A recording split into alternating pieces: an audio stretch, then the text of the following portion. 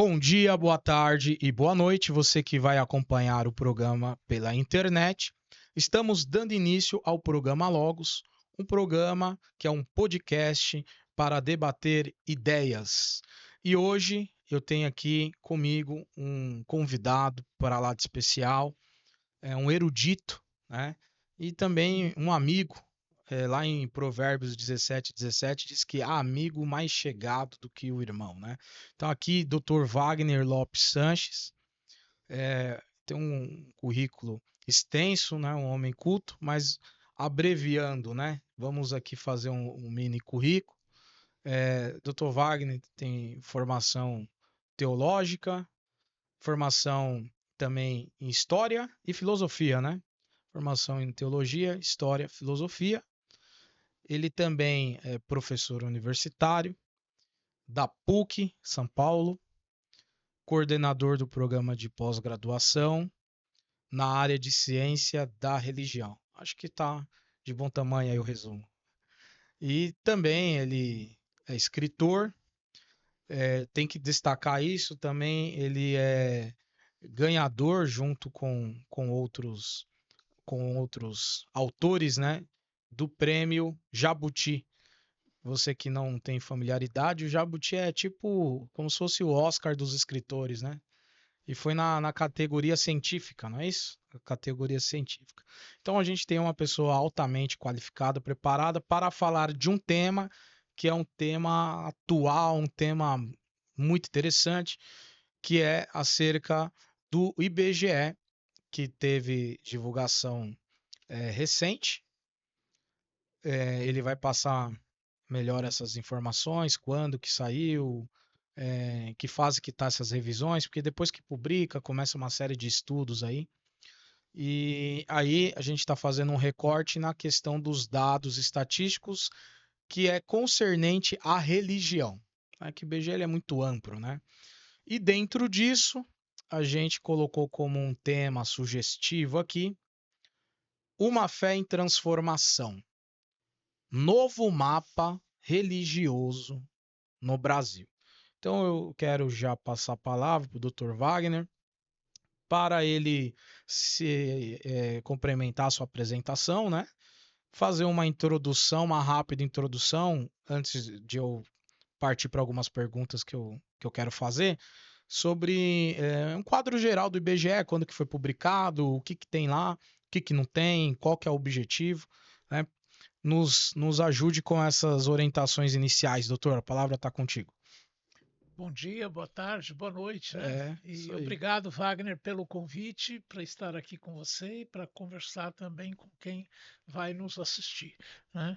Nós vamos discutir um tema que é importante hoje, porque diz respeito a uma das mudanças que estão acontecendo no Brasil atual, né? Que é uma mudança que diz respeito àquilo que a gente chama de campo religioso, o mundo das religiões no Brasil. O que é que está acontecendo? Né? O que é que está mudando? Isso é importante, obviamente, porque isso tem a ver com a nossa vida concreta, né? Com a nossa convivência com as pessoas, com familiares, etc, etc. Eu, só para finalizar essa introdução, uma coisa que é interessante, se a gente olha 50, 60 anos atrás no Brasil, as famílias eram homogêneas, né? De um modo geral, dificilmente você encontrava pessoas de diferentes religiões nas famílias, né? Hoje, não há família onde você não tem pessoas de diferentes religiões, de diferentes igrejas, enfim, né?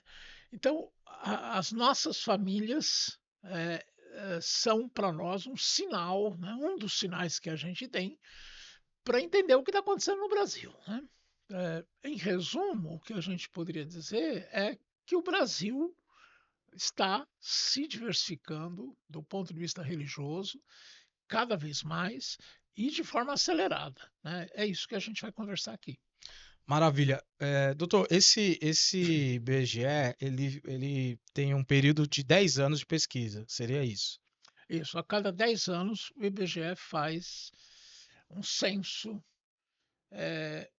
e que vai justamente metrificar, quantificar a população brasileira, enfim, a questão de moradia. Esse censo é super importante, né?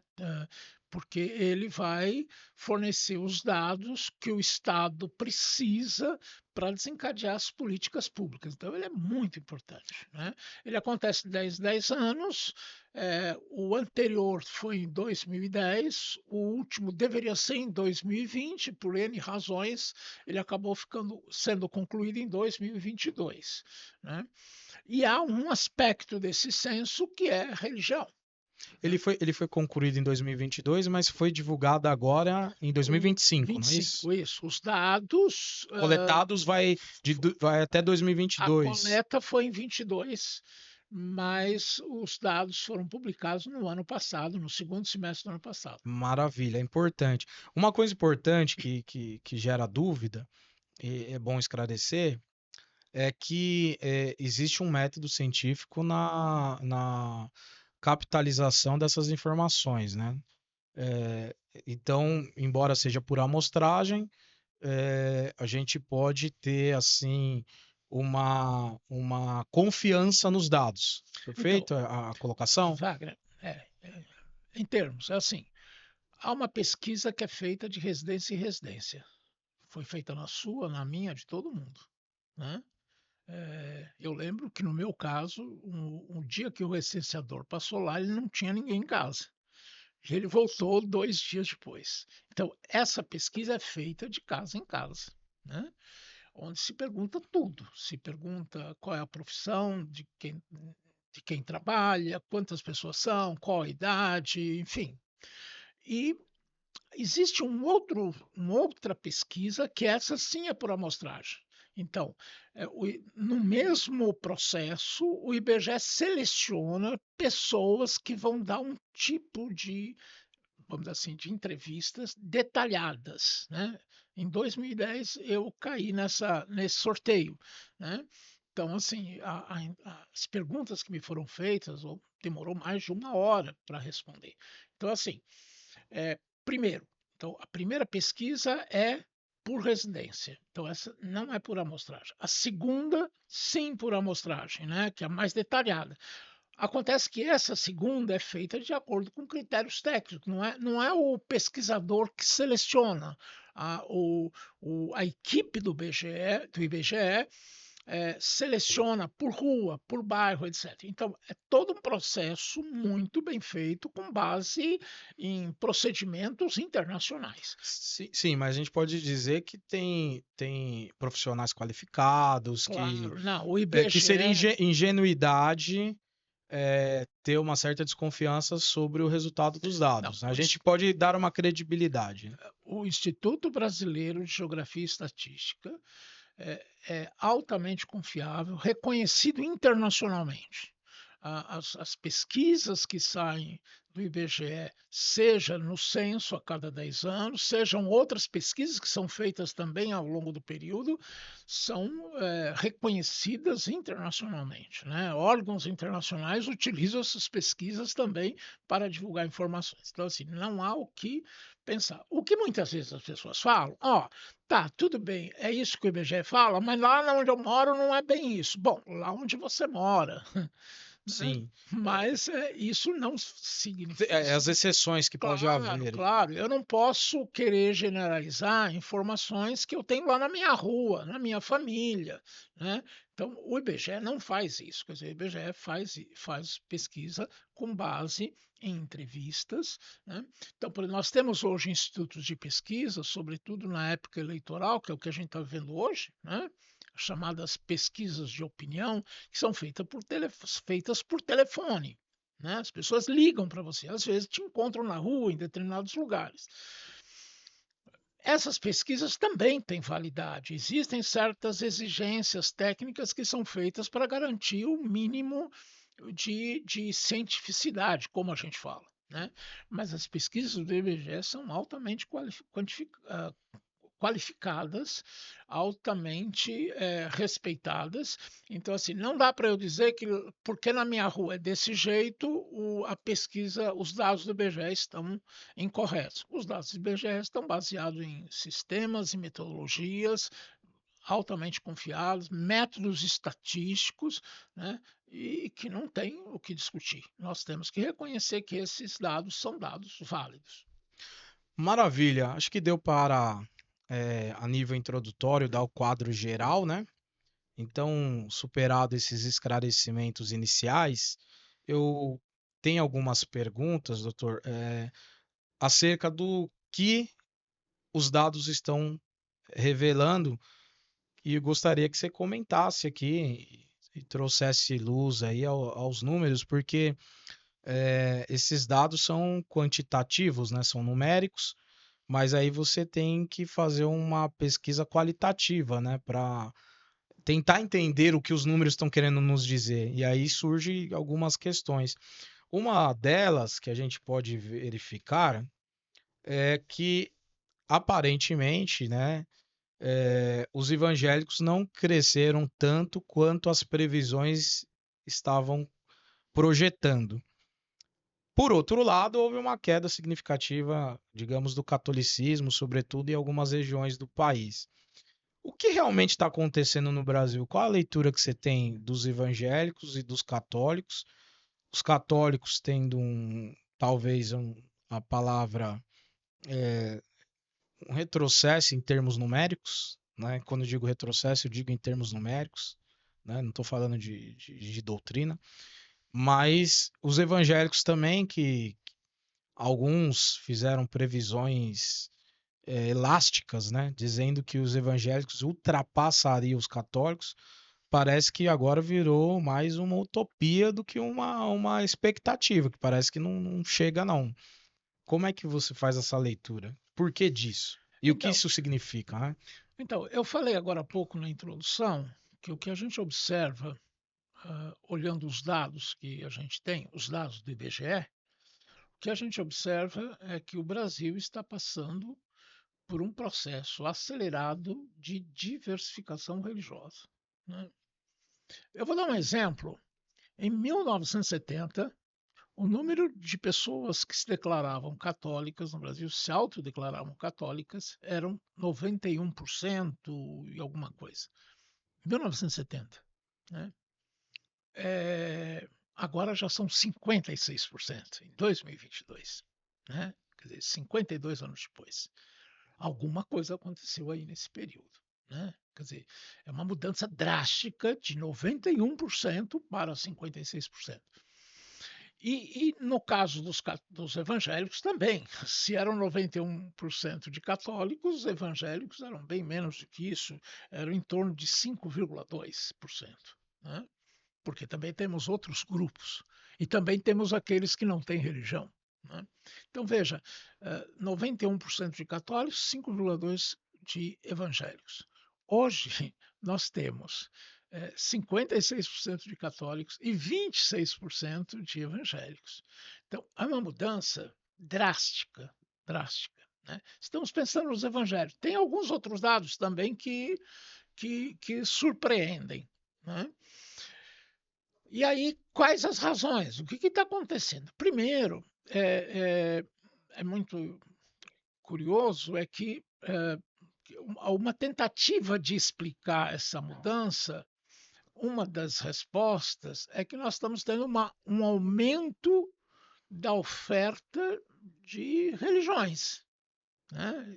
Eu sei que esse termo é um pouco estranho para muita gente, mas é isso. Ele está aumentando cada vez mais o número de igrejas, o número de religiões. Então, as pessoas têm hoje mais possibilidades de escolha do que antes. Eu sei que eu vou falar aqui em termos de suposição, mas o que você está dizendo é que está havendo um trânsito religioso dos católicos. Sim, sim. Mas esse trânsito religioso seria para os evangélicos, que teve aumento, ou seria para um outro dado que a pesquisa também traz, que é o sem religião?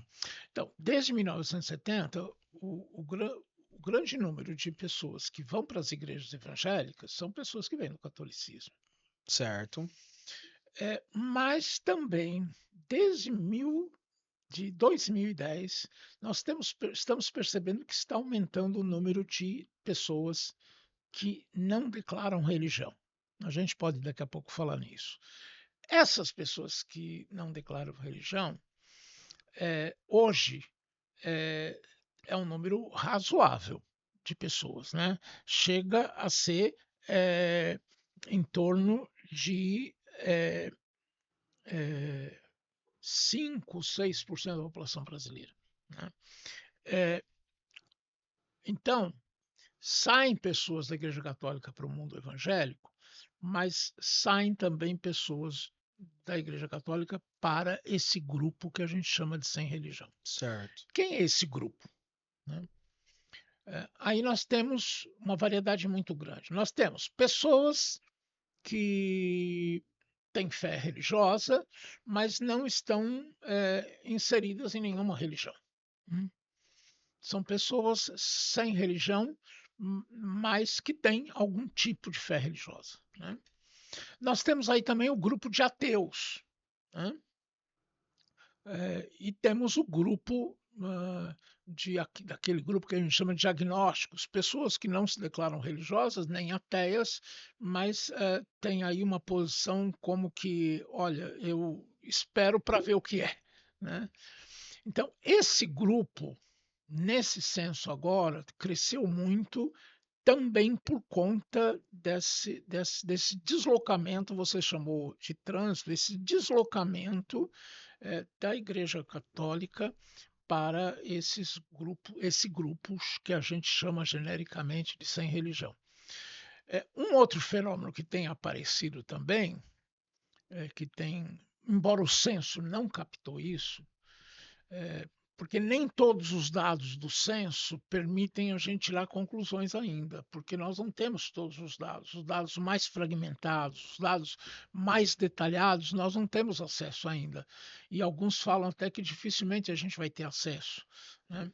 Mas há um outro grupo aí também, que você certamente já ouviu falar, que é o grupo dos desigrejados. É uma expressão que alguns usam para falar de pessoas que são evangélicas, se declaram evangélicas, mas que saíram de igrejas e que hoje não se identificam com nenhuma igreja. Você pode dizer que os desigrejados se aplica só aos evangélicos? Porque o católico, eu me lembro, recordo-me, ele tinha um costume de dizer assim: sou católico não praticante. Ou seja, ele era um católico que ele era desigrejado, mas ele sempre se apresenta como católico. Já o evangélico desigrejado nem sempre se apresenta como evangélico.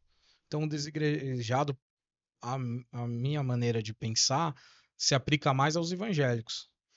Isso, verdade. Hoje, os estudiosos que estão usando esse termo, quando eles falam em desigrejados, eles pensam nos evangélicos. Porque no caso dos. Veja, de qualquer forma, esses termos são muito complicados, né? Eles não expressam tudo, né? Eles não refletem toda a realidade. No caso dos católicos, o que é ser católico não praticante? Né? É não ir à missa, né? Então, É não ir na paróquia. mas, por exemplo, e quem vai uma vez por ano num casamento, ou quem se casa na igreja, como que fica, Que o né? catolicismo, por uma herança, acho que de colonização do país, ele já faz parte de tradição familiar. Então, às vezes, eu vejo isso na prática em alguns contextos da minha família, família da esposa, tal. A pessoa ela fala que é católica em respeito à avó, em respeito ao avô, que é católico. Mas na verdade a pessoa não necessariamente fez catequese, não fez crisma, nem eucaristia, nem nada disso. Mas Isso. por respeito, minha avó é católica, então eu sou católico. Foi batizado na Igreja Católica e tem alguma identidade. Quer dizer, o pesquisador, quando ele pergunta qual a sua religião, e a pessoa diz, eu sou da religião X, ele não vai perguntar mais nada além disso. Né? Ele não vai perguntar se a pessoa frequenta ou não frequenta. Ele não vai perguntar se a pessoa vai na igreja católica e vai também em outra religião, porque É, esse é um outro aí fenômeno. dá margem para fazer leituras, né? Isso, isso. Então, o que a gente está falando, você tem pessoas católicas que, ao mesmo tempo, frequentam outros espaços religiosos, né? Esse tipo de pesquisa do IBGE não capta. Agora interessante, eu estava lendo algumas reportagens e tal, e eu me deparei com um artigo sobre o IBGE de 1910. E nesse artigo dizia que os protestantes, até então protestantes, né, representavam 1,1% da população no país. E aí, quando foram refazer em 2010 e comparar os dados de 1910 com 2010, tinha aumentado mais de 300 mil por cento o número de evangélicos e tal. Que é justamente quando percebe-se a chegada dos missionários aqui que introduziram o pentecostalismo no país. E aí você estava dizendo que tem esse deslocamento de católico tanto para os sem religião como também para os evangélicos, né? De certa forma, a gente pode supor também que parte desses católicos foram absolvidos pelo movimento pentecostal. Com certeza, com certeza. As pesquisas mostram isso. Aí isso É, pode, é óbvio, é uma conjectura, né? Pode ser que por causa que o pentecostalismo ele se espalha pelas periferias, né? O modus operandi, pelo menos, né? E como foi com uma ideia de uma linguagem mais direta, acolhedora, e na contramão de um sistema mais burocrático, porque eu acho interessante que até para fins de lei, o pentecostal ele simplifica, né? Primeiro ele inicia o movimento, depois ele regulariza aquilo que ele fez. Ele começa na garagem, depois a gente vê Receita Federal, depois a gente vê o cartório. Primeiro ele começa, depois ele se regulariza, né? Então essa desburocratização facilita o crescimento, né? Eu acho, não sei, faz sentido o que eu estou dizendo? faz sentido. Há um fenômeno que hoje se fala pouco dele, mas na década de 80 se falava muito, que era um fenômeno de um desencantamento com as grandes instituições religiosas. Né? Naquele contexto, a grande instituição religiosa era a Igreja Católica. Né? Por N razões. Né? Uma delas, por conta até do número das comunidades, né? Pensando numa comunidade católica tradicional, numa celebração, numa missa, onde você tem 200, 300 pessoas, e ali, lá na igreja pentecostal, lá na periferia, você tem 20, 30 pessoas. Eu não estou falando hoje das igrejas neopentecostais, que é outra coisa. Já é outro Né? É outro fenômeno. fenômeno. Mas se a gente pensa, quando as igrejas pentecostais começam a caminhar no Brasil, eram comunidades pequenas, lá na periferia, né, que está lá perto, está lá na rua. Né? O pastor é uma das pessoas que muitas vezes não tinha formação teológica, era o pedreiro, era o sapateiro, né? Quer dizer, eu vou dizer, era uma religião, um modelo de religião muito mais próxima do povo. Né? O Muito mais popular, né? isso, Tinha muito mais uma próximo. trazer uma identificação Isso, entre os seus pares ali. isso. Então, assim, é, isso a Igreja Católica acabou não redesenhando a sua linguagem e o mundo pentecostal acabou desenvolvendo uma linguagem que atraiu muito mais essa população, né? A população periférica, a população pobre, etc. E também, por outro lado, se você fala num desencantamento com a grande instituição religiosa, né, ou com as grandes instituições religiosas, você tem as igrejas pentecostais, que são menores, as estruturas são mais flexíveis, você não tem uma liturgia muito formal, como você tem no caso da Igreja Católica. Então, esses elementos acabaram favorecendo o crescimento do mundo A pentecostal. gente poderia até pensar também na homilia, né, no sermão, né, menos teológico e mais dia a dia, né? Isso, mais prático, No dia a né? dia. Mais direto com as necessidades das pessoas, né? Isso tem a ver com a linguagem, né? Então, de certa forma, o mundo pentecostal, o movimento pentecostal, acabou desenvolvendo uma linguagem que era muito mais próxima do povo, né? Enquanto que a Igreja Católica não fez isso, né?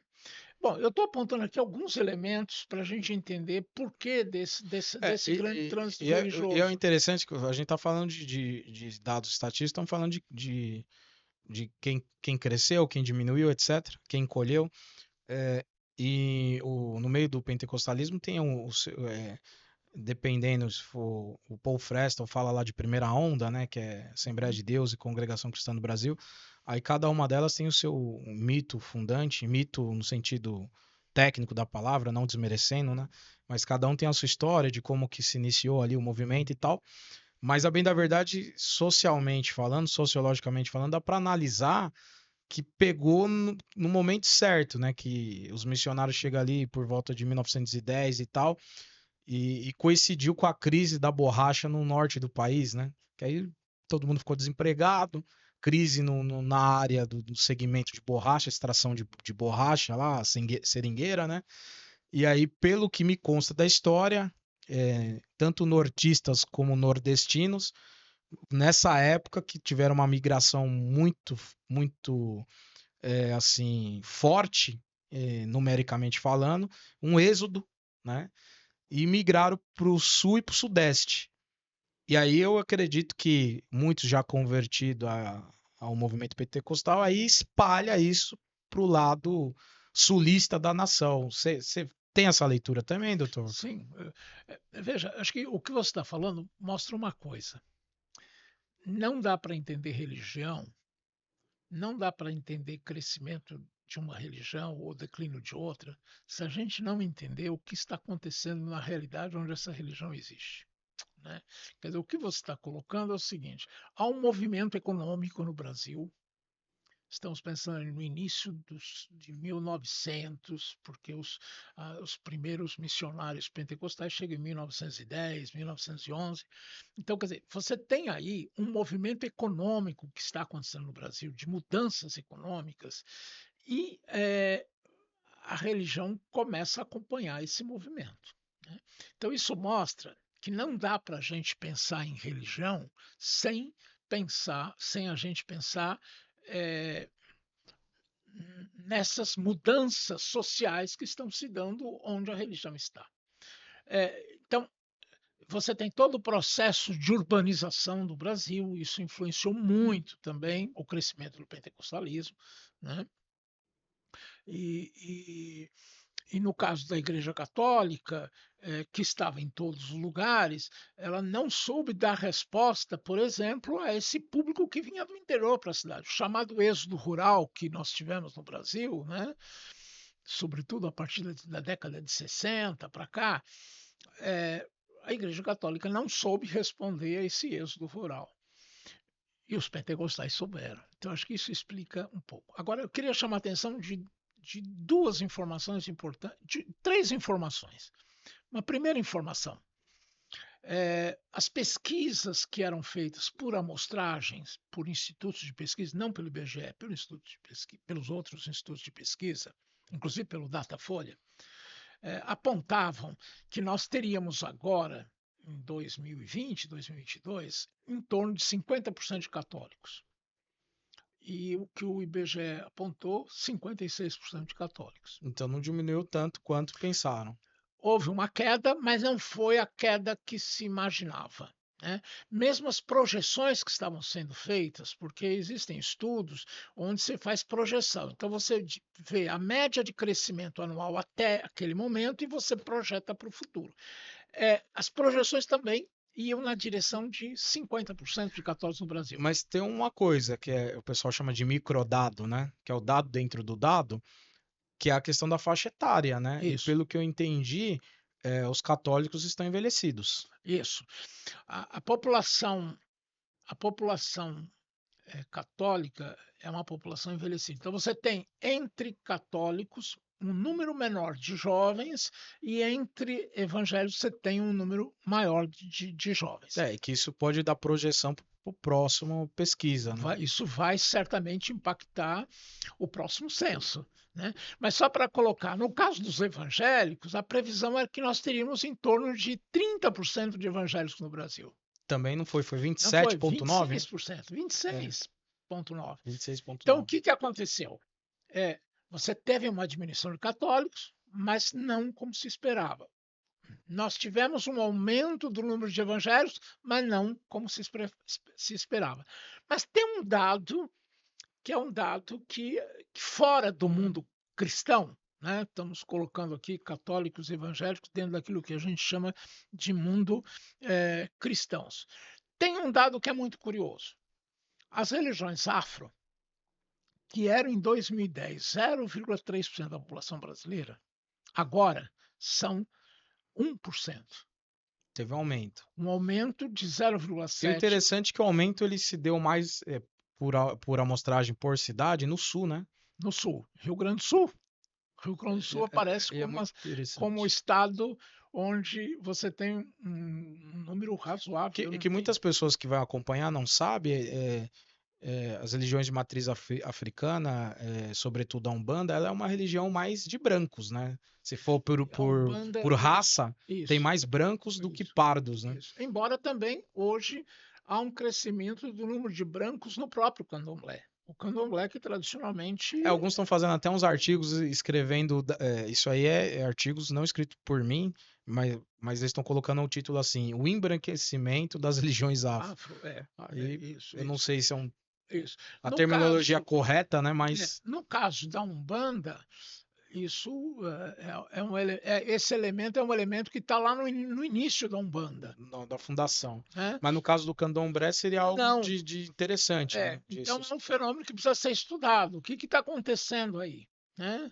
E por que o maior número ou por que está crescendo o número de pessoas brancas que procuram candomblé e procuram Umbanda? E na contramão, o pentecostalismo, alguns apontam como a religião mais negra do país. Mais negra.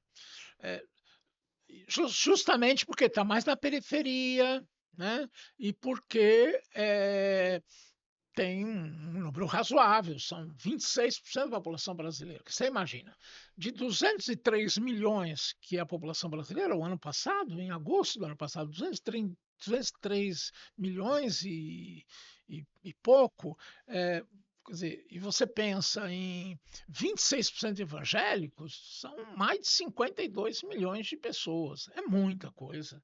É muita coisa. É muita coisa. Vamos avançar? Que a gente só está na primeira pergunta, nem vai concluir aqui. O papo é muito bom. Mas é uma coisa interessante, que você já até deu uma introdução, é o aumento do sem religião. E você, em algum momento da sua fala, você também falou dos desigrejados. Existe alguma ligação entre esses dois movimentos, se assim eu posso dizer, esses dois grupos? Porque o sem religião, o que a pessoa que diz que é sem religião realmente ela pensou quando ela falou pro recenseador lá, não, eu sou sem religião. Será que algum desigrejado, desavisado, ele se declarou como sem religião por ser desigrejado? E será que a gente pode cogitar que isso pode ter acontecido? Pode ter acontecido, mas a gente não tem como identificar Quem que a gente poderia dizer que são os sem religião aqui? O que abarca isso aqui? Os estudos têm mostrado 3 grupos aí, como eu falei agora há pouco. As pessoas que têm algum tipo de fé religiosa, creem em Deus, creem em determinadas forças espirituais, mas não se identificam com nenhuma religião concreta, nenhuma religião que está presente no momento. Esse é o grupo que o pessoal chama de sem religião, que são pessoas com fé religiosa, algum tipo de fé religiosa, mas não têm adesão religiosa. O grupo dos ateus é fácil a gente identificar mais facilmente, que é um grupo menor, e o grupo dos sem religião é um grupo, dos agnósticos é um grupo menor ainda. O grupo dos desigrejados, aqueles evangélicos que se apresentam como evangélicos, isso é interessante, né? Ah, as pessoas se apresentam como evangélicas, mas quando você pergunta qual igreja, eu não tenho igreja, eu não estou em nenhuma igreja, né? Então é um evangélico sem igreja, se você quiser. Mas nós não temos dados para poder Não tem quantificar. microdados para Não dizer tem quem são ainda, essa a turma gente aí. não tem coisa. Você tem pesquisas por amostragem, Pode ser o que sobrou dos demais, né? pode ser. Mas provavelmente esse grupo, provavelmente não, esse grupo dos evangélicos sem igreja não é um grupo que entra no sem religião. Entendi, Hum, entendi. Porque eles se apresentam como Então, portadores de uma esses religião. desigrejados vão estar lá no Eles vão 26.9. estar fora num outro grupo, né? Eles entram lá no grupo de Vão evangélicos, estar lá. mas não são evangélicos de igreja. Então a gente pode dizer que, embora aí os evangélicos, segundo o censo, está 27%, fazendo conta redonda, mas não são 27% frequentadores, né? Não, não são.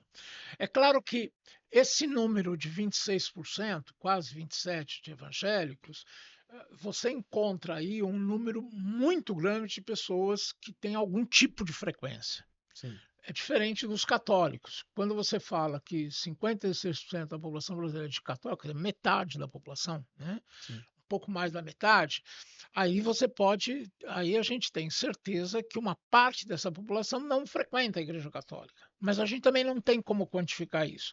No caso dos evangélicos, a gente pode dizer que a maioria das pessoas que se apresentam como evangélicos são pessoas que frequentam. Eu tenho uma explicação muito simples para esse tipo de pessoas.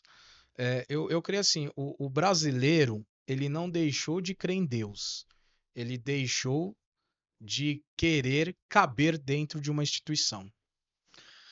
Eu acho que é mais ou menos isso. Eu não deixou, não abandonou a sua crença, né? Ele só não quer caber mais dentro de uma instituição. Porque há um desencantamento com as grandes instituições religiosas, né? E um desencantamento que tem a ver com formalismo, tem a ver com regramento, tem a ver com controle da vida das Aí eu já vou pessoas. pegar esse gancho e já te emendar uma pergunta aqui. De maneira geral, então, o IBGE revela que o Brasil está mais ou menos religioso? Que é dentro dessa sua fala. Se a gente for ver os dados, menos religioso. Se a gente considera que você tem um crescimento das pessoas que são sem religião. Então, de fato, o Brasil diminuiu o número de pessoas que têm religião, considerando esse grupo do sem religião. Até quando a gente vai ter esse crescimento do sem religião, a gente não sabe, né? O que a gente sabe é que em relação a 2010 houve um crescimento. Mas doutor, pegando a sua fala, o que está em crise aí seria a fé ou seria a maneira de organizar a fé? Ou seja, o que está em crise é a fé, a teologia ou a religião formal, né? A forma como se organiza a fé. O que está em crise talvez seja a forma de praticar a fé, né? E como que as pessoas vivem essa fé? Em que lugar elas vivem a fé? Talvez as pessoas estejam descobrindo que para viver a sua fé religiosa, elas não precisam de uma instituição, elas não precisam de um espaço formal. Talvez as pessoas estejam descobrindo que para viver a fé religiosa, elas podem viver essa fé em espaços diferentes. A gente tem visto o fenômeno da internet. E tem igrejas evangélicas que são híbridas. Tem o culto presencial e tem o culto online. Mas já tem surgido, eu não sei se eu posso afirmar com 100% de certeza no Brasil, mas fora do Brasil já existe movimentos cristãos 100% online. 100% online. Então, para mim, o meu modo de ver, aí é uma opinião minha, de forma nenhuma é o fim da fé, mas para mim é o fim do monopólio religioso. Então, eu acho que esse é um dado interessante. Eu falava da diversificação do campo religioso. Então, a principal mudança no campo religioso brasileiro, nos últimos anos, tem sido a perda do monopólio religioso por parte da Igreja Católica, sobretudo da Igreja Católica, e o crescimento do número de evangélicos, como a gente já falou, mas também o crescimento desse grupo que a gente ainda não consegue identificar muito bem, mas que é um grupo de pessoas que dizem que não tem religião, né? Agora, de fato, bom, primeiro precisa ver o que a gente entende por fé, né? Mas vamos pensar aqui que fé é um movimento de adesão a um certo quadro referencial de crenças, etc. Então, nesse sentido, está havendo uma mudança na forma como as pessoas entendem não só a sua fé religiosa, mas a forma como elas entendem que podem praticar a sua fé religiosa, né?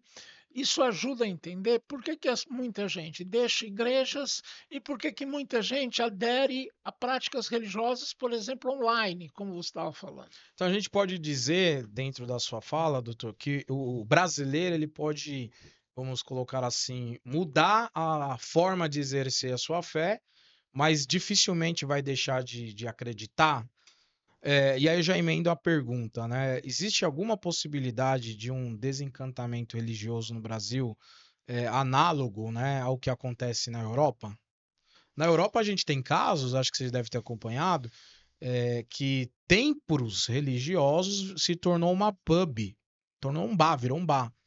Acabou a membresia, vendeu a propriedade, quem adquiriu abriu uma casa de show, um bar, etc. A gente corre o risco de chegar nesse nível, como alguns até têm medo disso acontecer? Bom, primeiro, você falou, é, Desencantamento religioso, né? mas você falou uma coisa antes que tem a ver com essa coisa da prática religiosa. Será que a gente pode dizer que nunca haverá, né, uma diminuição radical de quem pratica religião? Bom, primeiro, eh, a gente pode projetar. Os dados que se tem do IBGE não permitem a gente dizer que nós vamos ter Uma crise dessa uma crise dessa magnitude. maneira, né? Não dá para dizer. Por outro lado, é assim: a Europa, bom, é o chamado velho continente, né? A crise lá, e é em todas as igrejas, viu? Igrejas católicas, evangélicas, né? Você tem um problema, primeiro, são igrejas envelhecidas, né? Quer dizer, a maior parte da população dessas igrejas é formada de pessoas idosas, né? Então, primeiro dado. Segundo dado, há uma crítica muito grande às estruturas dessas igrejas, como eu já falei aqui, né? Quer dizer, que tem a ver com essa coisa do formalismo, das instituições muito pesadas, de um regramento religioso muito forte. Isso a Europa é herdeira disso, né? Então, e lá há um processo intenso que se chama de secularização, né? A religião não tem mais lugar que tinha antes. Aqui no Brasil não dá para falar nisso ainda, né? Mesmo com o crescimento do número de pessoas sem religião, não dá para a gente falar ainda num processo de secularização que vá, que esteja próximo daquilo que está acontecendo na Europa. Mas a gente, então, por tudo que você tem feito essa exposição, é uma aula, né? Você tem que pegar papel e caneta e anotar aí. A gente pode concluir que o cenário brasileiro hoje não tem mais uma religião dominante, o catolicismo ele perdeu força, perdeu gás, né?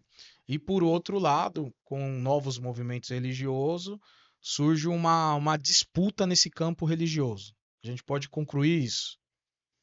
Então, duas coisas. Primeiro, ainda Não dá para dizer que a gente não tem uma religião dominante, no sentido de que ela não é mais hegemônica, porque não é maioria. Mas veja, no caso do catolicismo, 56% da população brasileira, se você pega a população de 203 milhões de pessoas, são mais de 100 milhões de pessoas que se declaram ainda católicas. Então é um número relevante. Alguns autores, demógrafos sobretudo, diziam que haveriam o decréscimo de católicos seria tão grande que nós poderíamos chegar daqui a alguns anos a ter um número equivalente de católicos e evangélicos, né?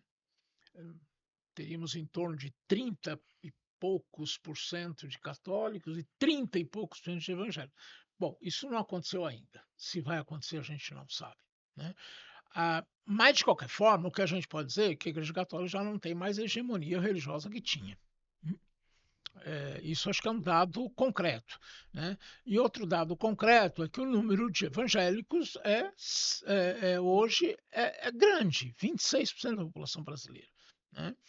Nesse mundo de evangélicos hoje, a gente coloca aí as igrejas chamadas históricas, né? As igrejas mais antigas que vieram da Reforma, as igrejas pentecostais, as igrejas neopentecostais e grupos mais recentes, que alguns chamam até de igrejas pós-pentecostais, né? Para falar que é um outro movimento com características diferentes. Mas, de qualquer forma, acho que é um dado real. Quer dizer, está havendo um movimento de transição, a Igreja Católica está perdendo o número de fiéis e tende a perder mais. A gente só não sabe qual vai ser o ritmo dessa perda. Mas, doutor, existe uma projeção temerária para o catolicismo, segundo a análise dos dados numéricos, mas existe alguma possibilidade do catolicismo se ressignificar, pelo menos a nível sul-americano aqui, ou a nível Brasil, com, obviamente, uma concessão do Vaticano, porque a gente sabe que o catolicismo ele tem as suas congregações religiosas, que é uma forma de fazer assimilações, né?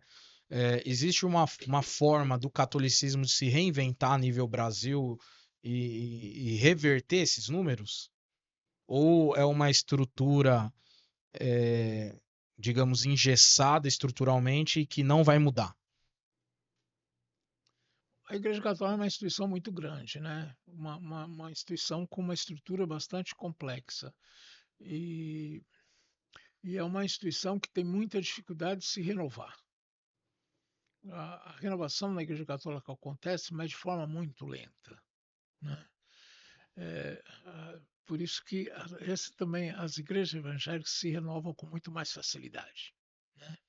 Que tem estruturas menos engessadas, sobretudo no mundo pentecostal, né? Então, a Igreja Católica tem muita dificuldade de se renovar. Para muita gente, dentro da Igreja Católica, o movimento da renovação carismática era uma tentativa de fazer isso, Mas que teve oposição também, né? mas que também não está. Quer dizer, ela teve um crescimento, a gente não sabe exatamente qual o número de católicos se declara carismáticos, por exemplo, a gente não tem esses dados, mas de qualquer forma a gente sabe que a renovação carismática cresceu bastante, mas parece, pelos que se sabe, que agora está entrando numa certa estabilidade, então não cresce tanto.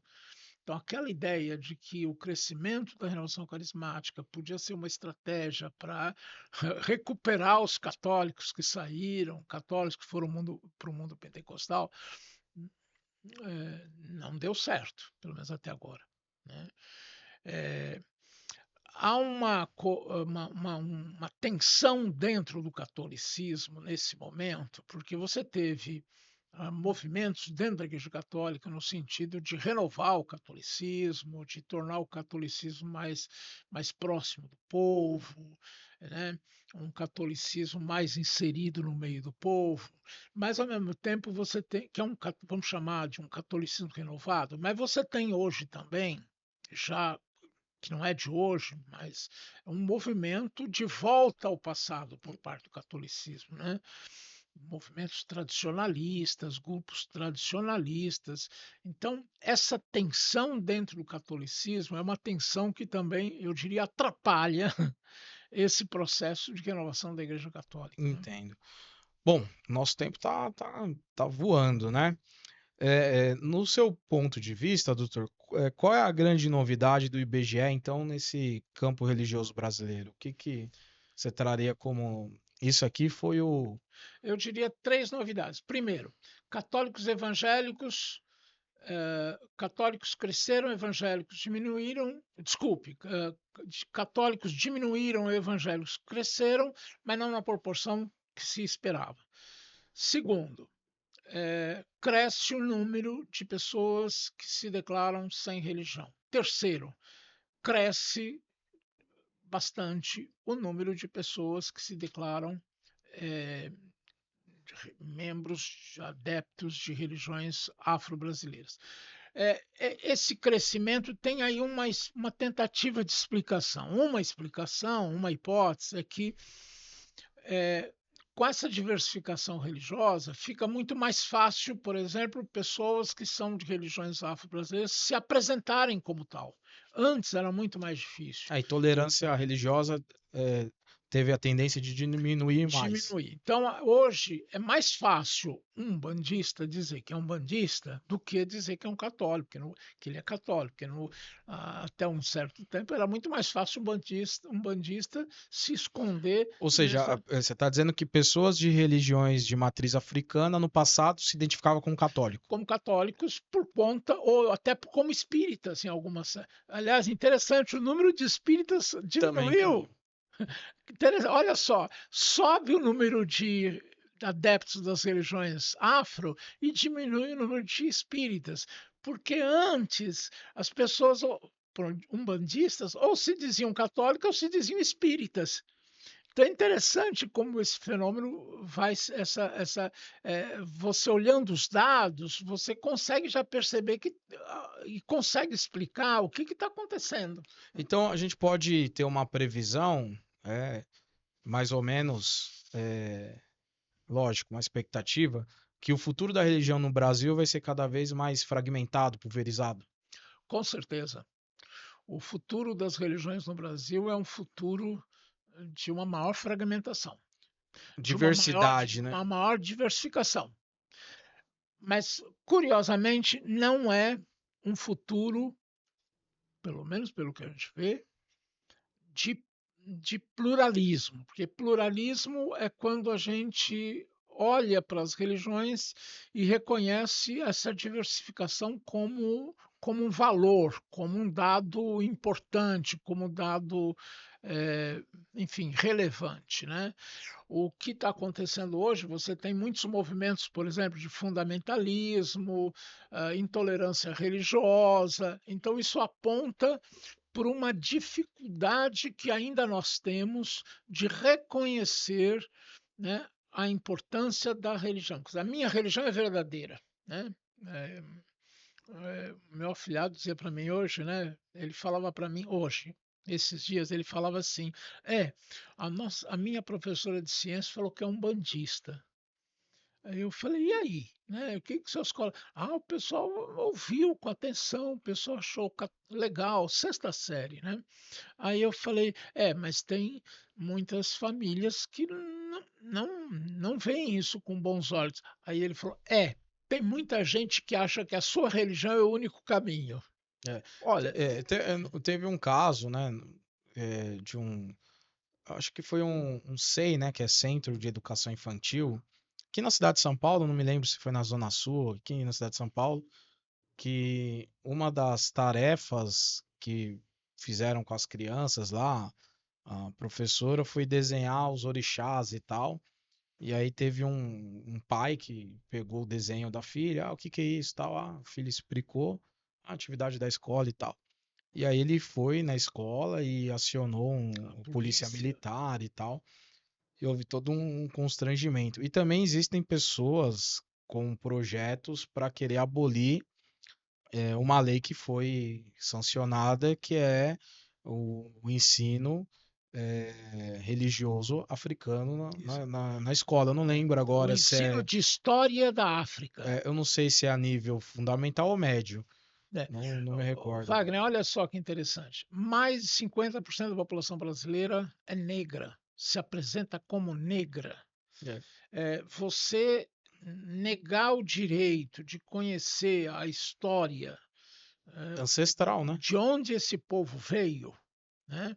E você não permitir que as crianças conheçam não só as religiões africanas, mas conheçam também que existe Islã no Brasil, existem pessoas que praticam Islã, existem pessoas que praticam o budismo, enfim, da mesma forma que existem pessoas que praticam o catolicismo, que praticam o pentecostalismo, quer dizer, você negar o direito às crianças de conhecer a riqueza das várias religiões, é você negar às crianças o direito de terem um olhar plural, um olhar compreensivo.